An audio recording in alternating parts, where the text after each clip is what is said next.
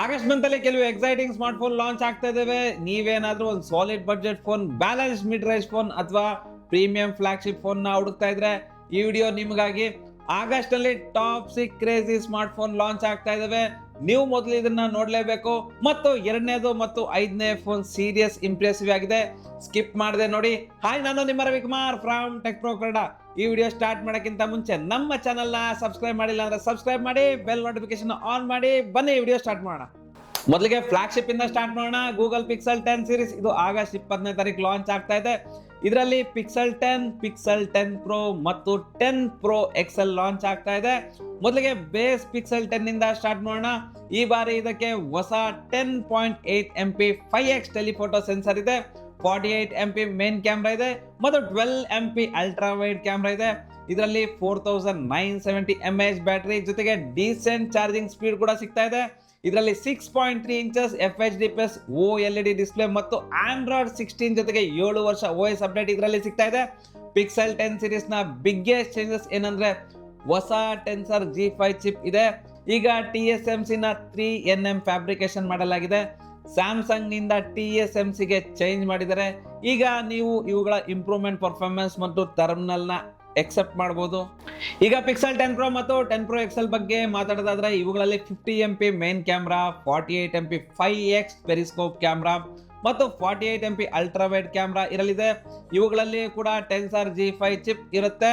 ಇವುಗಳ ಡಿಫ್ರೆನ್ಸ್ ಏನು ಅಂದ್ರೆ ಪಿಕ್ಸೆಲ್ 10 ಪ್ರೋ ಅಲ್ಲಿ ಬಿಗ್ಗರ್ ಬ್ಯಾಟರಿ ಮತ್ತು ಬಿಗ್ಗರ್ ಡಿಸ್ಪ್ಲೇ ಇರುತ್ತೆ. ಇವುಗಳ ಪ್ರೈಸ್ ಲಾಸ್ಟ್ ಇಯರ್ ನಲ್ಲಿ ಇದ್ದ ಪ್ರೈಸ್ ತರನೇ ಸೇಮ್ ಇರಬಹುದು.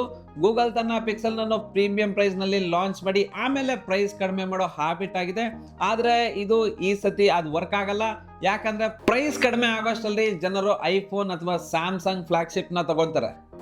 ಈಗ ಬಡ್ಜೆಟ್ ಸೆಗ್ಮೆಂಟ್ ಕಡೆ ಬಂದ್ರೆ ಇದರಲ್ಲಿ ನಿಜವಾಗ್ಲೂ ಗ್ರೇಟ್ ವರ್ಕ್ ಮಾಡ್ತಿರೋ ಬ್ರ್ಯಾಂಡ್ ಯಾವುದು ಅಂದ್ರೆ ಅದೇ ಓಪೋ. ಯಾಕಂದ್ರೆ ಓಪೋ 13 20,000 ಒಳಗಡೆ one of the best phone ಆಗಿತ್ತು. ಮತ್ತು ಈಗ ಓಪೋ K13 ಟರ್ಬೋ ಮತ್ತು K13 ಟರ್ಬೋ ಪ್ರೋ ನ ಲಾಂಚ್ ಮಾಡ್ತಾ ಇದ್ದಾರೆ.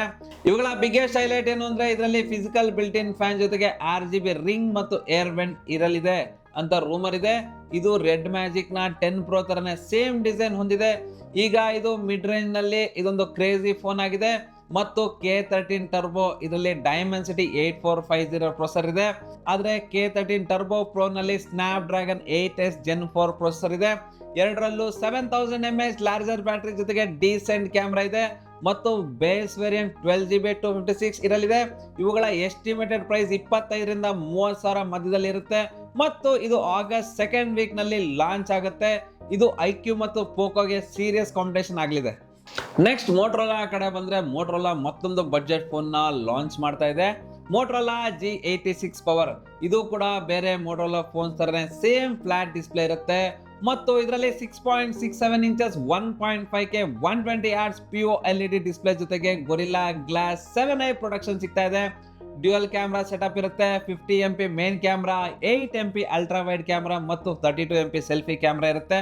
ಮತ್ತು ಇದರಲ್ಲಿ 6720 ಲಾರ್ಜರ್ ಬ್ಯಾಟರಿ ಸಿಗುತ್ತೆ. ಆದ್ರೆ ಇದರಲ್ಲಿ ಕೇವಲ 33 ವಾಟ್ ಚಾರ್ಜಿಂಗ್ ಸಪೋರ್ಟ್ ಇರುತ್ತೆ. ಆದ್ರೆ ಪರ್ಫಾರ್ಮೆನ್ಸ್ಗೆ ಇದರಲ್ಲಿ ಮೀಡಿಯಾಟೆಕ್ ಡೈಮೆನ್ಸಿಟಿ 7400 ಇರುತ್ತೆ ಮತ್ತು ಬೆಸ್ಟ್ IP ರೇಟಿಂಗ್ ಸಿಗುತ್ತೆ.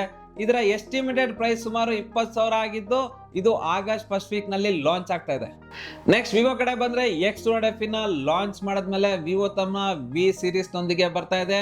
ಅದೇ ವಿವೋ V60. ಇದು X200 ತರನೇ ಸೇಮ್ ಇರುತ್ತೆ. ಆದ್ರೆ ಇದರಲ್ಲಿ ಬಿಗ್ಗರ್ ಡಿಸ್ಪ್ಲೇ ಇರುತ್ತೆ. ಅಂದ್ರೆ 6.67 ಇಂಚಸ್ 1.5K AMOLED ಡಿಸ್ಪ್ಲೇ ಇರುತ್ತೆ. ಸ್ನ್ಯಾಪ್ ಡ್ರ್ಯಾಗನ್ 7 Gen 4 ಚಿಪ್ ಸಿಗುತ್ತೆ.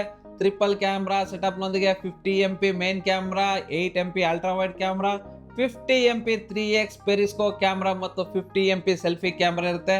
ಮತ್ತು 6500 mAh ಲಾರ್ಜರ್ ಬ್ಯಾಟರಿ ಸಿಗುತ್ತೆ. ಇದರ ಬಿಗ್ಗೆಸ್ಟ್ ಹೈಲೈಟ್ಸ್ ಏನು ಅಂದ್ರೆ ಇದು ಆಂಡ್ರಾಯ್ಡ್ 16 ಜೊತೆಗೆ ಬರುತ್ತೆ. ಮತ್ತು ಲೀಕ್ಸ್ ಪ್ರಕಾರ fun touch voice completely redesign ಆಗುತ್ತಿದೆ.